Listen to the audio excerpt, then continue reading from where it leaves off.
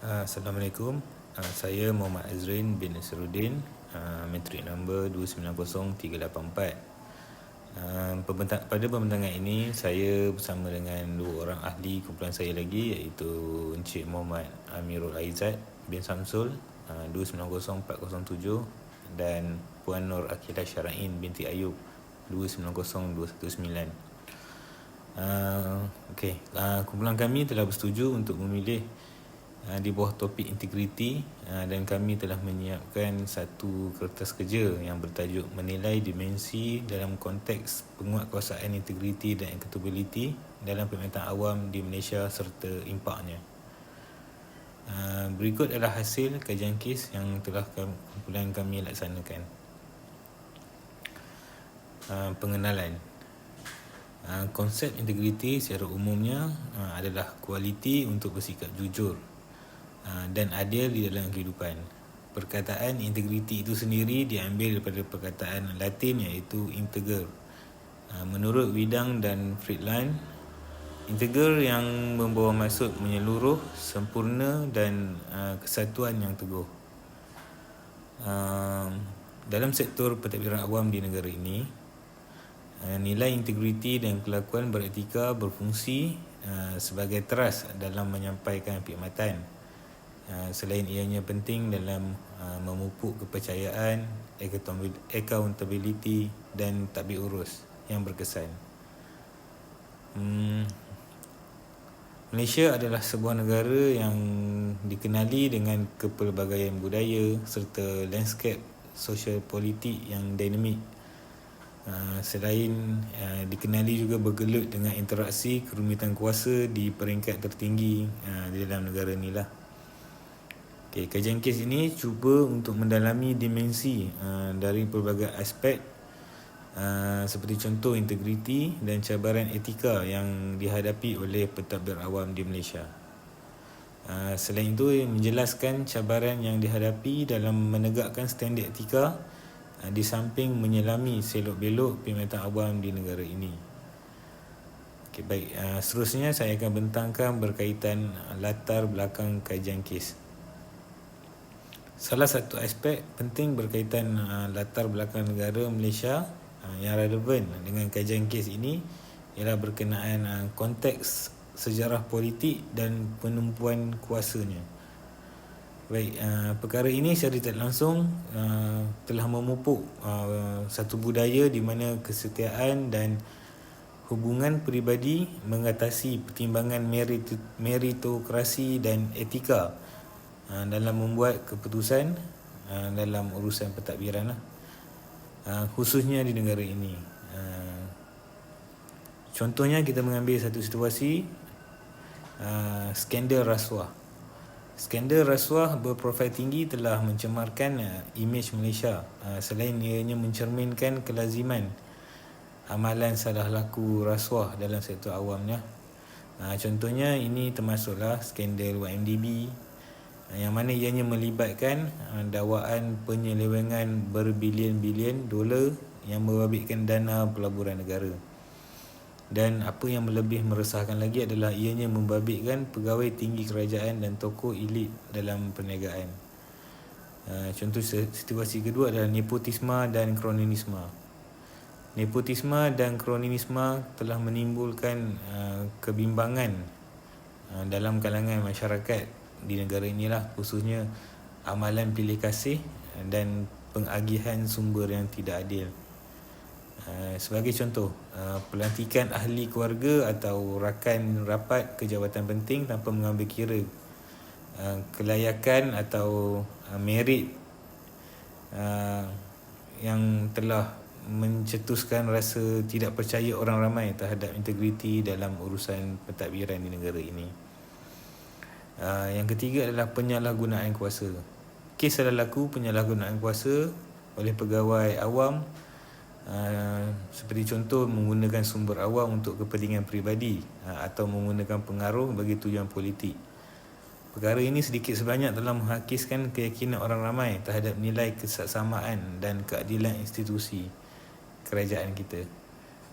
Contoh-contoh situasi ini menggambarkan hubung kait antara integriti dan cabaran dalam usaha untuk memperkasakan etika yang dihadapi oleh pentadbir awam di Malaysia ni lah.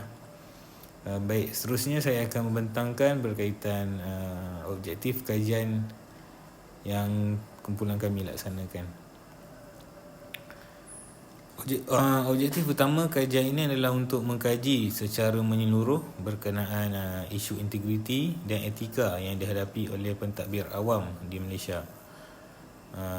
Ini bertujuan untuk memberikan pemahaman yang lebih mendalam berkaitan punca serta implikasi dalam menghadapi liku-liku cabaran ini. Kajian ini bertujuan untuk mencapai objektif seperti berikut. Yang pertama, mengenal pasti integriti dan cabaran etika.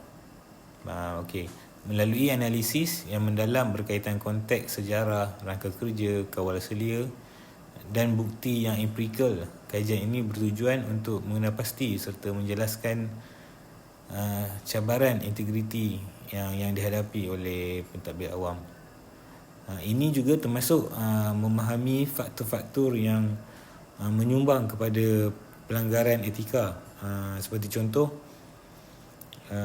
kelemahan institusi penguatkuasaan, norma budaya dan dinamik politik yang berlaku dalam negara kita.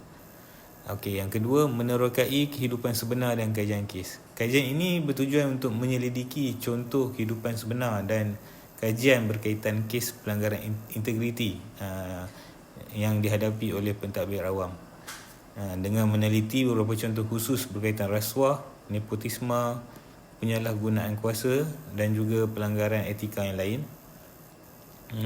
Kajian ini juga bertujuan untuk memberikan sebuah gambaran sebenar berkaitan dengan cabaran yang dihadapi dalam menegakkan piawaian etika yang telah digariskan. Yang ketiga, menilai mekanisme penguatkuasaan dan tindak balas institusi.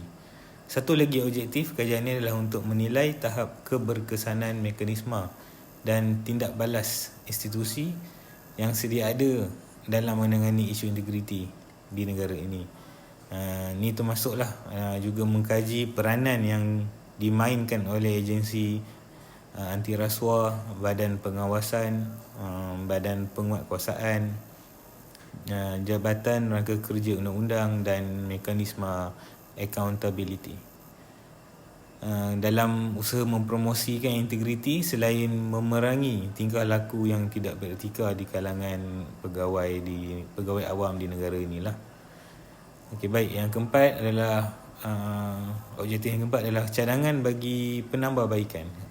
Berpandukan penemuan kajian dan analisis yang telah dijalankan, kajian ini bertujuan untuk merumuskan suatu cadangan yang boleh diguna pakai atau diaplikasikan ke dalam sistem pentadbiran bagi kita meningkatkan integriti, ketulusan dan accountability. Cadangan ini mungkin merangkumi beberapa konteks seperti contoh pembaharuan dasar, langkah pengukuhan institusi, selain inisiatif dan campur tangan dalam konteks budaya, yang mana ia bertujuan untuk memupuk budaya integriti dan kepimpinan, khususnya dalam sektor awam lah. Secara keseluruhannya, objektif kajian ini adalah bertujuan untuk menyumbangkan kepada pemahaman yang lebih mendalam berkaitan integriti dan cabaran yang dihadapi dalam memperkasakan etika di negara ini. Seterusnya, saya serahkan pembentangan ini kepada ahli kumpulan yang lain. Sekian, terima kasih. Assalamualaikum dan salam sejahtera. Nama saya Muhammad Amirul Aizat bin Syamsul. Nama matrik saya 290407 dari Pusat Ipoh. Hari ini saya akan explain tentang isu integriti dalam penjabat awam lah. First kita tengok tentang graf, statistik dan indeks laporan ni. Laporan berbentuk statistik daripada Suruhan Pencegahan Rasuah Malaysia SPRM yang menawarkan pandangan berkaitan kelaziman kes rasuah dan usaha-usaha penguatkuasaan. Kajian mendapati bahawa penjawat awam dekat Malaysia ni masih berada dalam tahap yang orang kata bermasalah lah dalam prestasi dan juga integriti, khususnya dalam isu-isu rasuah. Statistik dan indeks ini berfungsi sebagai rujukan bagi menilai kemajuan Malaysia dalam menangani cabaran integriti dan etika di dalam sektor awam. Kita boleh tengok pada graf yang tertera dah pada skrin ni. Seterusnya ialah analisis SWOT kumpulan kami. Analisis SWOT ni menyediakan suatu rangka kerja berstruktur bagi menilai kita ada kekuatan, kelemahan, peluang dan ancaman berkaitan dengan isu atau situasi yang tertentu dekat Malaysia ni. Okey, kita boleh tengok yang poin yang pertama. Bagi kekuatan ialah rangka kerja perundangan dan mekanisme institusi. Okey, Malaysia mempunyai rangka kerja perundangan yang komprehensif dan mekanisme institusi yang bertujuan untuk menggalakkan integriti dan memerangi rasuah. Contoh, wujudnya badan institusi seperti SPRM itu menunjukkan komitmen kerajaan dalam menangani isu integriti. Okey, banyak lagi. Bagi kekuatan adalah kesedaran dan advokasi. Ketiga adalah kemajuan teknologi.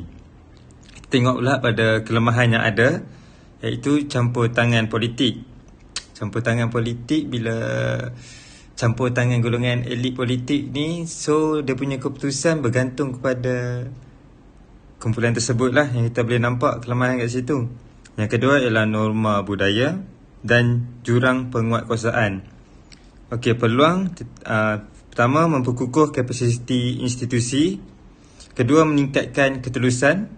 Ketiga, pelibatan sivik. Dan ancaman, tekanan ekonomi dekat Malaysia, ketidakstabilan politik dan aliran dan global.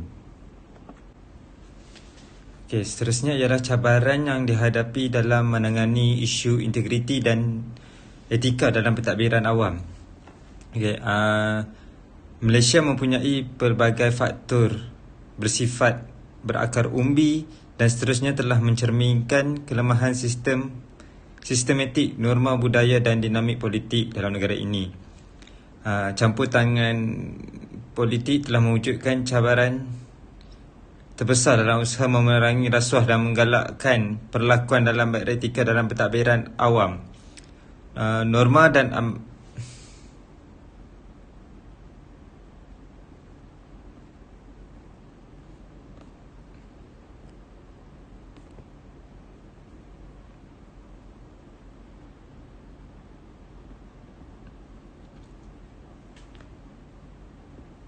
Okey, seterusnya ialah cabaran yang dihadapi dalam menangani isu integriti dan etika dalam pentadbiran awam. Okey, Malaysia mempunyai pelbagai faktor dan bersifat berakar umbi dan seterusnya telah mencerminkan kelemahan sistematik, norma budaya dan dinamik politik dalam negara ini. Campur tangan politik telah mewujudkan cabaran yang terbesar dalam usaha memerangi rasuah dan menggalakkan perlakuan yang beretika dalam pentadbiran awam. Norma dan amalan budaya yang telah menjadi kelaziman juga menyumbang kepada faktor cabaran yang perlu dihadapi dalam memperkasakan nilai integriti dalam pentadbiran awam. Okey, cabaran yang pertama ialah kelemahan institusi. Yang kedua, campur tangan politik. Ini yang saya cakap tadi, pengaruh golongan elit politik terhadap keputusan pentadbiran, pelantikan jawatan dan campur tangan dalam penguatkuasaan akan menjejaskan kesaksamaan dan integriti institusi kerajaan. Okey, yang ketiga ialah norma dan amalan budaya. Norma dan amalan budaya yang telah menjadi kelaziman telah juga menyumbang kepada faktor cabaran yang perlu dihadapi dalam memperkasakan nilai integriti dalam pentadbiran. Yang keempat, jurang penguatkuasaan, dan yang terakhir ialah kekurangan perlindungan pemberi maklumat. Sekian, terima kasih. Hai, Assalamualaikum dan sejahtera. Okey, saya Dr. Syara'iyah binti Ayub. Nombor kad matrik 290219. Okey, part saya akan bentangkan tentang implikasi holistik. Peningkatan tangkapan kes rasuah yang berlaku di Malaysia juga membuktikan bahawa terdapat pelibatan pejabat awam, pegawai agensi penguatkuasa, ahli politik dan pegawai berprofil tinggi yang terlibat. Kes salah laku integriti ni dalam etika pentadbiran awam Malaysia mempunyai implikasi yang sangat teruk lah, yang merangkumi pelbagai aspek masyarakat, tadbir urus pembangunan. Antaranya ialah satu, keberkesanan tadbir urus. Defisit dalam amalan integriti telah menjejaskan keberkesanan dalam proses tadbir urus selain ia menghakis kepercayaan orang ramai terhadap institusi dan seterusnya, menghalang kepercayaan orang ramai terhadap institusi dan seterusnya, menghalang penyampaian perkhidmatan awam. Rasuah dan tingkah laku yang tidak beretika ni memesongkan kepentingan sesuatu dasar, melemahkan dan penguatkuasa dalam konteks kawalan sedia. Selain itu, ia juga menghalang peruntukan sumber dalam yang sama dan memburukkan lagi adalah ketidaksamaan sosial dan menghalang usaha ke arah pembangunan yang mampan. Keduanya, kesan ekonomi. Rasuah dan kelakuan tidak beretika dalam sektor awam mengakibatkan kerugian kos ekonomi yang besar kepada sektor ekonomi di Malaysia. Selain itu, kecurangan dalam penggagihan dana awam melalui amalan rasuah akan menyebabkan sektor yang kritikal seperti contoh pendidikan, kesihatan dan infrastruktur akan terbantuk dari kemajuan sosioekonomi. Ketiganya, kesepaduan sosial. Nilai integriti yang luput dalam urus tadbir akan menimbulkan pelbagai konflik yang menjurus kepada ketidakpercayaan sosial dan menjejaskan kesepaduan dalam perpaduan sosial. Persepsi masyarakat berkaitan ketidakadilan akan menyamarakkan kecewaan mereka terhadap sistem politik yang diamalkan. Tambahan pula, pesalah rasuah bebas daripada hukuman di mana mereka mempunyai pengaruh kuasa politik. Ini akan memburukkan lagi perpecahan sosial antara rakyat dan negara. Yang keempatnya, tadbir urus demokrasi. Pelanggaran nilai etika dan defisit dalam integriti telah menimbulkan cabaran besar dalam tadbir urus demokrasi. Di samping usaha mempertahankan kedaulatan undang-undang, ianya menghakis prinsip-prinsip seperti ketelusan dan accountability di kalangan penjawat awam lah. Seterusnya menjejaskan integriti institusi dan mengancam tadbir urus yang demokrasi. Yang terakhirnya, reputasi peringkat antarabangsa. Reputasi Malaysia di peringkat global juga dipengaruhi oleh isu integriti dan etika dalam pentadbiran awamnya. Skandal rasuah yang berterusan akan menjejaskan imej negara kita, menghakis keyakinan pelabur dan menghalang kerjasama dan perkongsian di peringkat antarabangsa. Menangani cabaran integriti ini adalah sangat penting demi menjaga maruah, kredibiliti dan kedudukan Malaysia di peringkat global. Selain ianya mampu untuk meningkatkan daya tarikannya sebagai destinasi pelaburan, pelancongan dan pelibatan dalam konteks diplomatik di peringkat antarabangsa. Cadangan penambahbaikan. Cadangan penambahbaikan pada masa hadapan berkaitan dengan isu integriti dan etika dalam pentadbiran awam Malaysia. Ini merangkumi satu set langkah komprehensif yang bertujuan untuk menangani cabaran sistematik, meluaskan kapasiti institusi penguatkuasaan dan memupuk budaya integriti dan accountability dalam tadbir urusnya. Satunya, memperkukuhkan rangka kerja undang-undang dan penguatkuasaan. Meningkatkan keberkesanaan undang-undang berkaitan anti rasuah dengan memperkenalkan hukuman yang lebih keras bagi pesalah sampai membaiki kelemahan yang memudahkan aktiviti rasuah dari terus berlaku. Selain itu juga usaha untuk meningkatkan penyelarasan antara agensi penguatkuasa undang-undang dan badan pencegah rasuah bagi mempercepatkan siasatan dan pendakwaan berkaitan pelanggaran integriti perlu diperbaiki. Keduanya, pembaharuan institusi. Memperkukuhkan kebebasan dan mandat agensi penguatkuasa seperti Suruhanjaya Pencegah Rasuah Malaysia dalam memastikan kesamaan di samping memerangi aktiviti rasuah. Selain itu, meningkatkan kapasiti dan sumber agensi yang bertanggungjawab untuk memantau aktiviti perolehan kewangan perisytiharan aset bagi mengesan dan seterusnya menghalang aktiviti rasuah dari terus berlaku dengan berkesan. Ketiganya, menggalakkan ketulusan dan accountability. Melaksanakan langkah-langkah bagi meningkatkan ketulusan dalam pentadbiran awam. Ini termasuklah penubuhan platform data terbuka. Selain meningkatkan mekanisme perlindungan kepada pemberi maklumat, memperkukuhkan mekanisme pengawasan dalam konteks parlimen juga perlu dipertingkatkan lagi bagi memastikan agensi kerajaan ini bertanggungjawab di atas tindakan dan pembelanjaan yang dilakukan. Keempatnya, meningkatkan kesedaran dan latihan integriti. Pendidikan berkaitan integriti dan etika dalam kurikulum program latihan perkhidmatan awam perlu diintegrasikan. Ini termasuklah menghadiri kursus kursus pembangunan profesional dan bangkit kepimpinan.